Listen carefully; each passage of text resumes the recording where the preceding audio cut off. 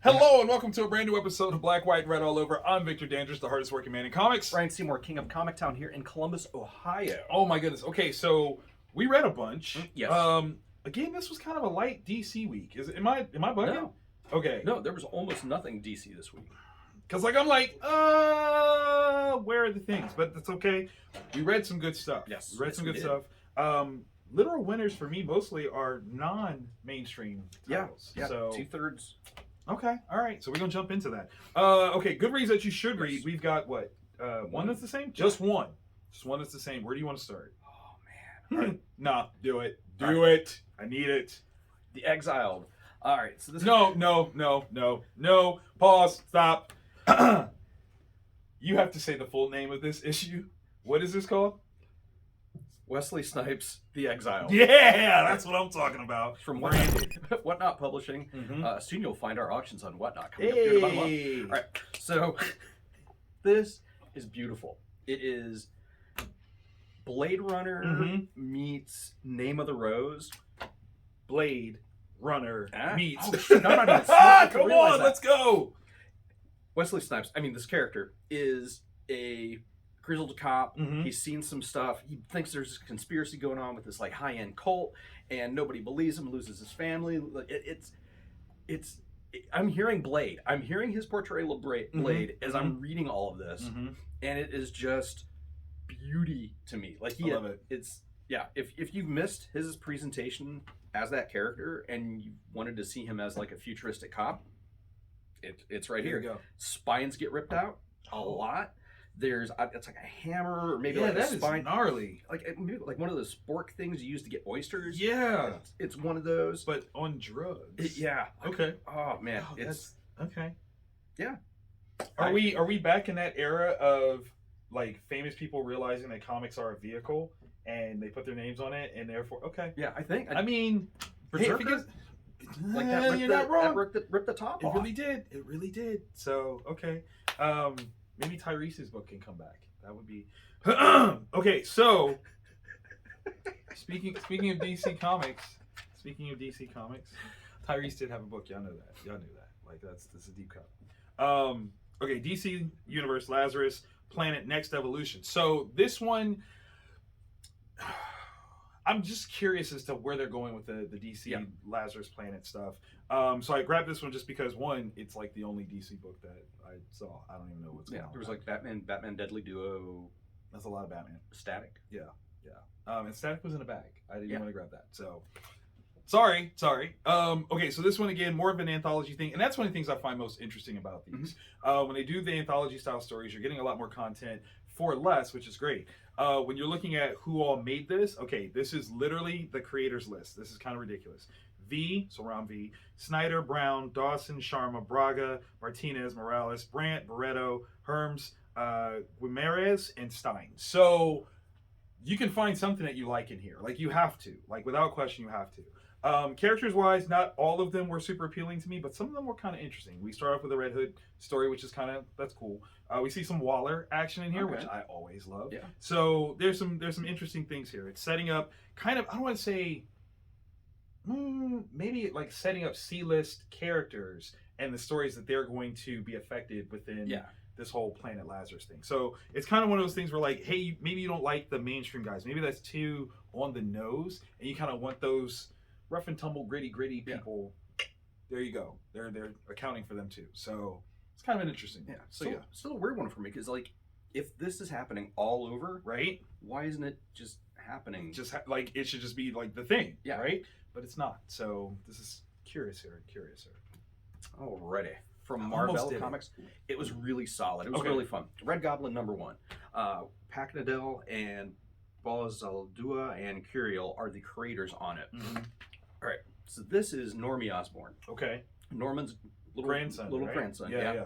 That managed to get a little snippet of the Carnage symbiote. All you need is just a little bit. And what I didn't realize, I thought initially this was either going to be Normie going bad. Okay. Or somebody else had. Gotcha. And I was wrong on both accounts. Oh. It's Normie trying to use the symbiote that he calls Rascal, which is amazing. What a good name. Okay. And he's trying to be a good guy. He's trying to be a superhero. He's trying to stop crime. With the symbiote? Uh-huh.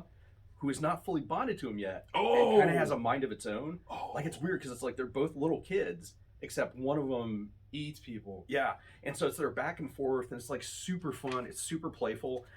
There's like moments where you kind of get brought back to reality, how the Osborns, their family lineage and, Right. and legacy and whatnot. And that looks that's yeah, though it's really cool. The that's fun. artist did an amazing job with the Oh. symbiote stuff. Like, it's all angular and but That's fluid awesome. at the same time, and they do an amazing job of straddling multiple generations of Osborns. Mm-hmm. So you have Normie doing his stuff, and you got Norman, who is kind of having to deal with choices that he made, things that he allowed and his family has allowed to happen. Oh my gosh, yeah, this was really fun. And in a week where there's some really good Spider-Man stuff coming out, if you're a Spider-Man fan, Grab you that. should really look at picking this up. Way to take symbiotes and not make it like a Brock oriented sort of story. Like, you can actually explore someone else with it, and that's solid. I also took a swing from the Spider-Man tree. This one, Amazing Spider-Man, issue 19. This one was fun. Okay, so this is do we call it a fill-in? It sounds negative. It does, but like it's a guest round, Yeah. so to Oh, speak. good one. There we go. Yeah. So we got Joe Kelly as the writer, Terry Dodson on pencils, right? So this is hitting all the old school feels for me. Oh yeah. This is smart and grown up. Okay, let me throw that out there. This is a smart, grown up Spider-Man. So if you're just like, oh, I love Tom Holland, don't grab this. This is for grown up. This is like, no, this is not the same. Just to give you a catch up, like Peter and Mary Jane, they're broken up. Mm-hmm. Mary Jane is seemingly with someone else and possibly with children. Still haven't seen the explanation for that, but things. Peter, as a way to kind of get over it, is with Black Cat. And that's funny. There's a thing that kind of propels this story. I don't want to tell you what it is. No, I'm going to show you. Oh, yeah. I'm going to show you. By accident, something happens. Dodson's art is so It's amazing. So good. It's so good. So, it's supposed to be like a great getaway, but then they accidentally went to the same place as them. And yeah, that's an interesting. So yeah, when things like that get to happening, things. And so, like I said, when I say it's more grown up, like when you flip through, you go, oh, I get it. Not grown up as in like super raunchy, but like this is for the adults. Okay, this is not teenage Peter Parker and his angst. This is Peter has everything and nothing all at the same time. Yeah, God, that's a good way to put it. Because That's that's a Peter. really good way to That put is it. Peter. Like that's him. Like every time he's like he's winning by losing. No one loses as well as Peter Parker. Yeah, he's amazing at loserist. Perfect loser. Loser aficionado. It's the loserist. So our last one is a joint one that we both read. This one's from Image Comics, Monarch. One of the newest projects from Rodney Barnes. So he's got Blackula on the horizon, Philadelphia. Also one of the co-creators of Winning Time. Really? Yes. In fact, he's in the show, which is amazing. Nice. He was here for GalaxyCon, so I got to talk to him for a little Very bit. cool. Super dope. Okay, so this is an interesting sort of setup. I mean, we're talking. It starts off grounded, Yes, right? very grounded. But then not all at the same time. We've got this cosmic event that's happening. Yeah. People aren't really sure what it is, and then when it starts to become very open about what it is, it hits the fan. So, what can we actually say that's not a spoiler? Because I was really dancing around that. Like, there's this kid. Yeah, like that. I mean, we can talk about that maybe. Like, there's this kid in this family. Yeah. And members of your community have gone different directions through life choices. Oh, I like that. There are some negative vibes between a couple of them, and those vibes come to a head in a very violent way. Very, very much so. And that's when the cosmic event occurs, and the book perfectly, like it's able to change gears almost perfectly, and switching from not switching, like it both switches and weaves in, Just dives right into it. It's like a T2 melting, right? Like like T1000, the way it would melt and then become something else. That's what this does. And it's interesting. Okay, so again, Black characters. So that's a fun piece of representation that you're seeing some characters that you don't normally see in a context of sci-fi.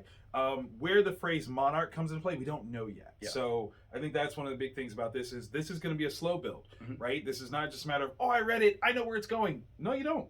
You don't. No. So I'm still confused. Like There you I'm like, I have ideas, right?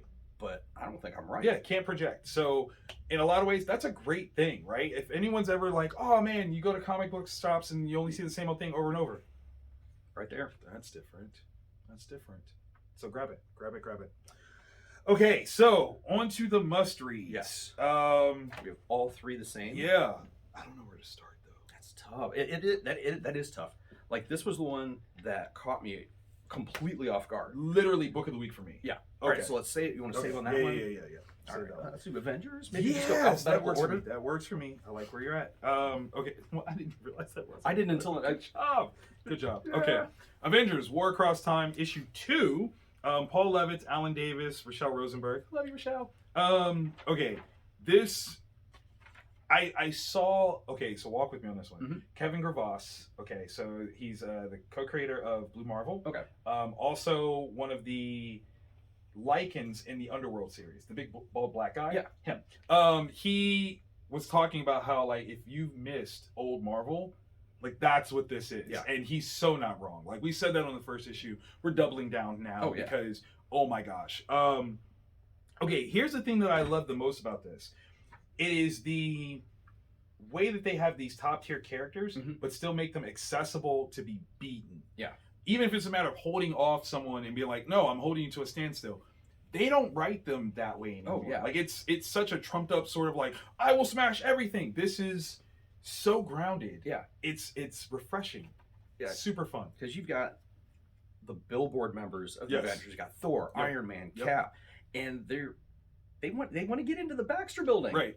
And they can't. Right. Like, they actually need help. And they're going to the Fantastic Four like, can you help us? Can you?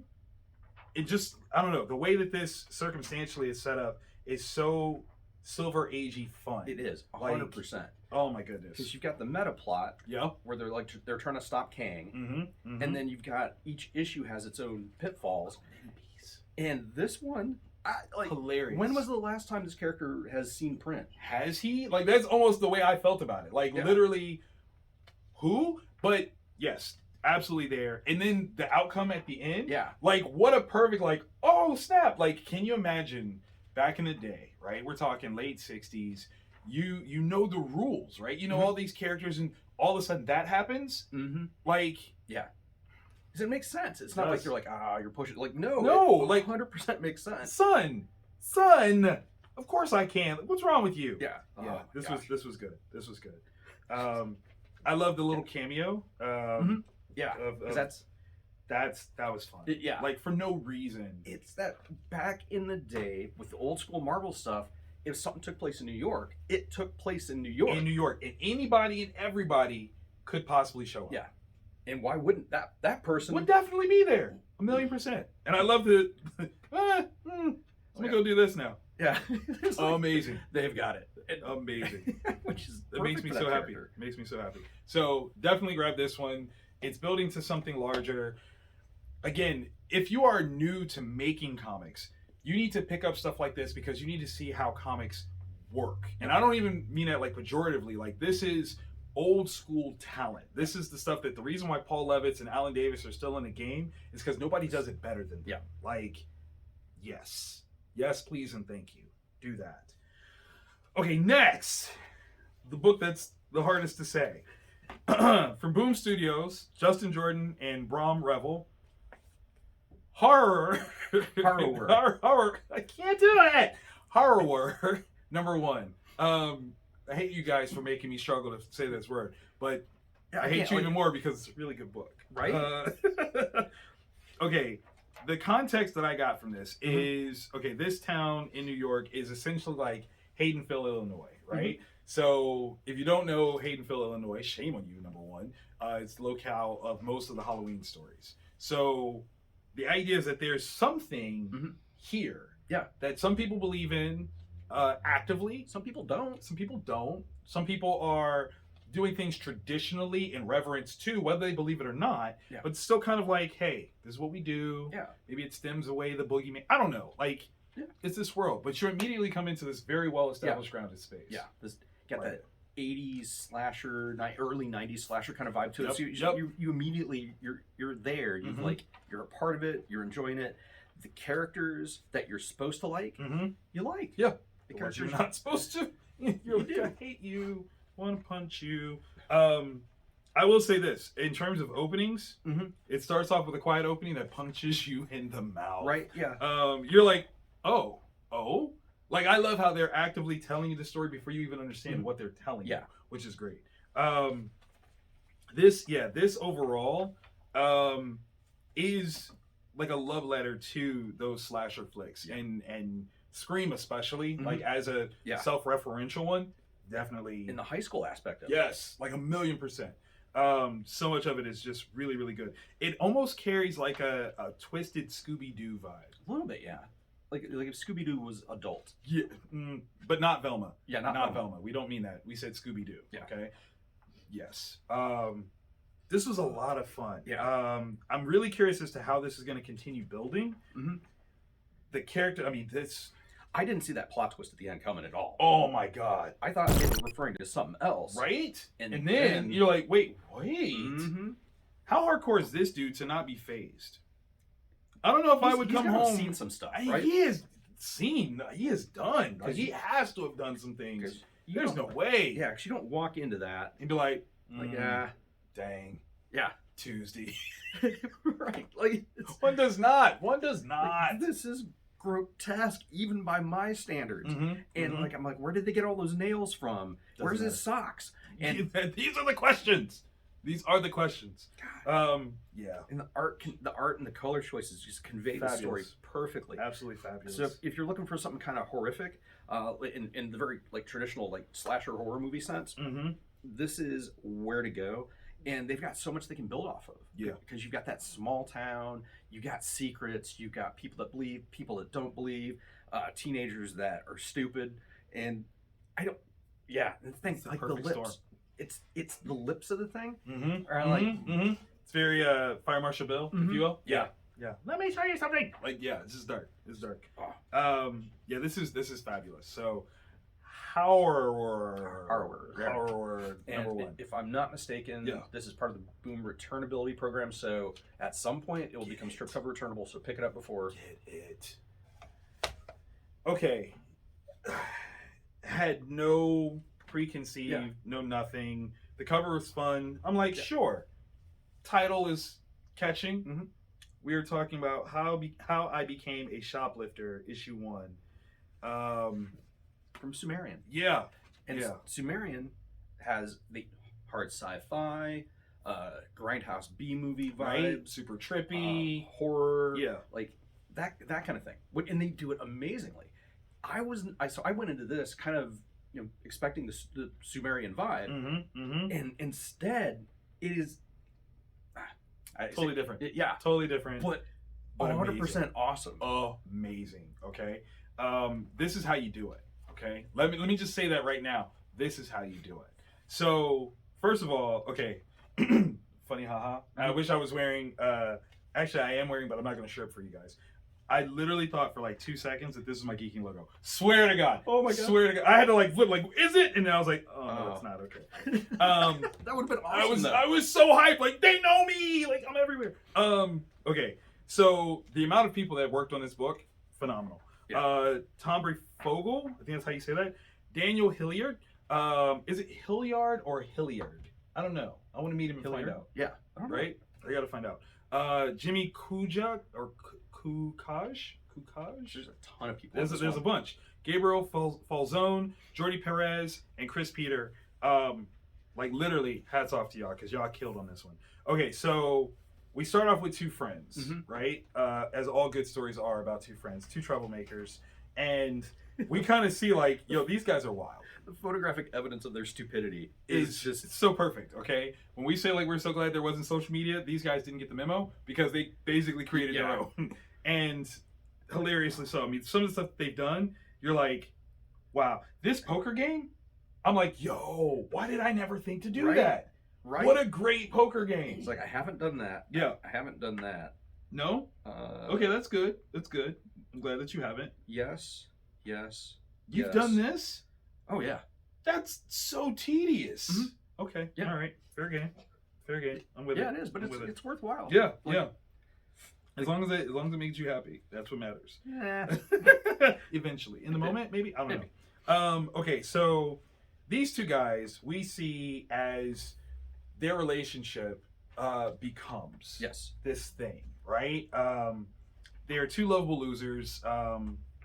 One's the little brother, and they are beset upon in one of the worst like big brother bully situations I've seen since Weird Science, without question. So years ago, I thought I heard coming up, like back when I was a kid, and I thought I heard coming up from the basement, Bad Brains. Okay. Band. If you don't know who they are, look them up. Look them up. Yeah. And so I go investigate. Okay. And I'd found my brother and one of his friends had come into my room at some point and took my Bad Brains tape.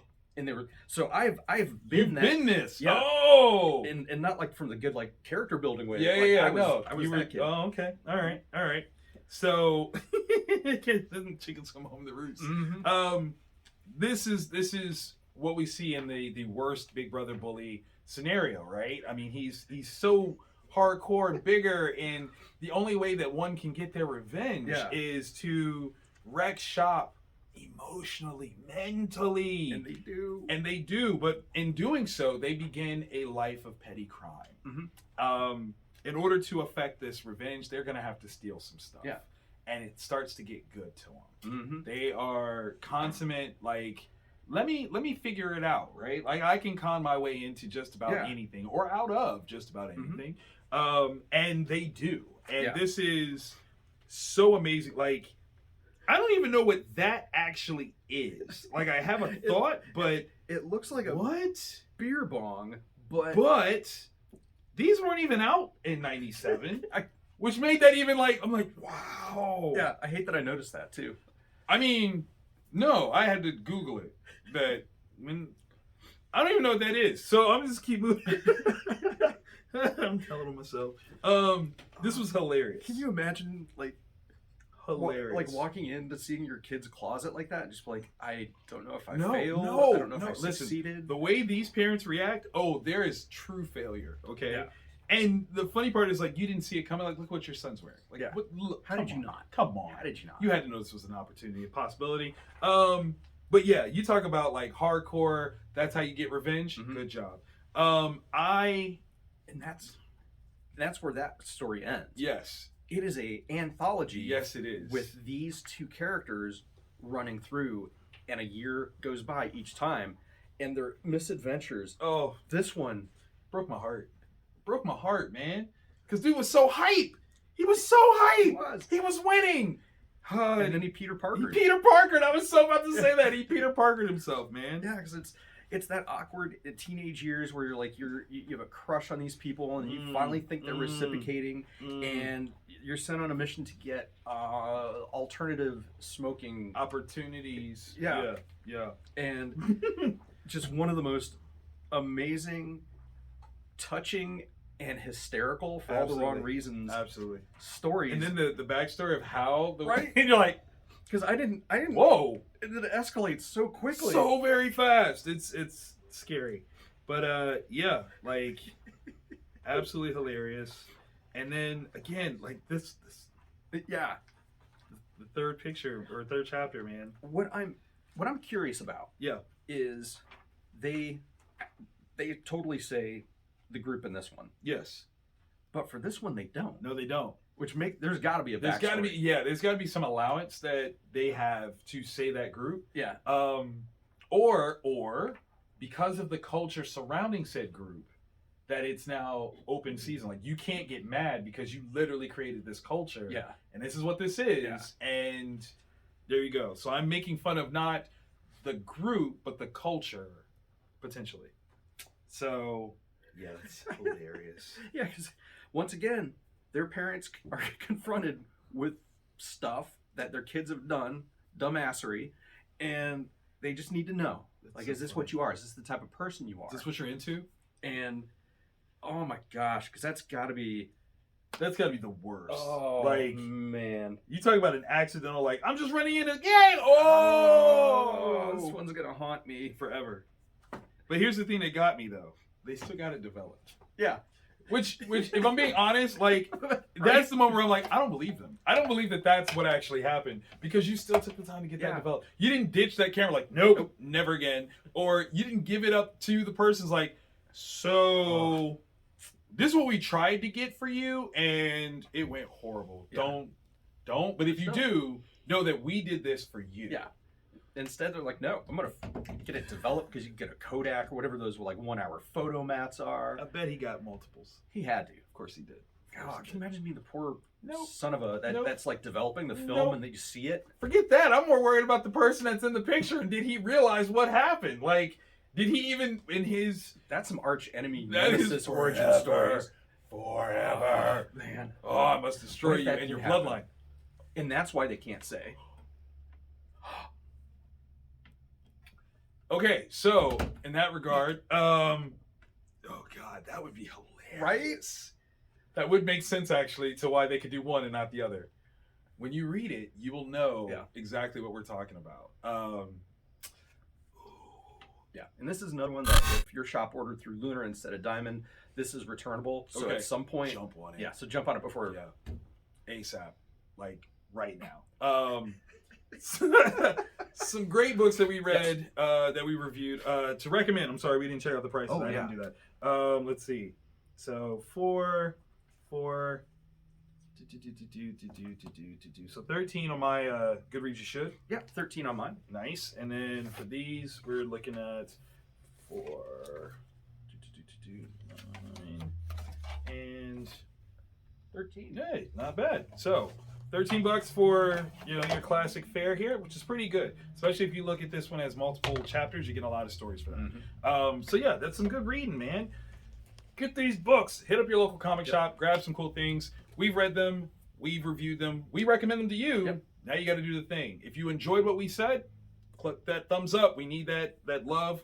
Give us that algorithmic hug. Yeah. Comment below. We'll comment back. Follow us on social media. We interact there. And also hit subscribe, because we do this every week. And when you hit the bell for the notifications, you will know.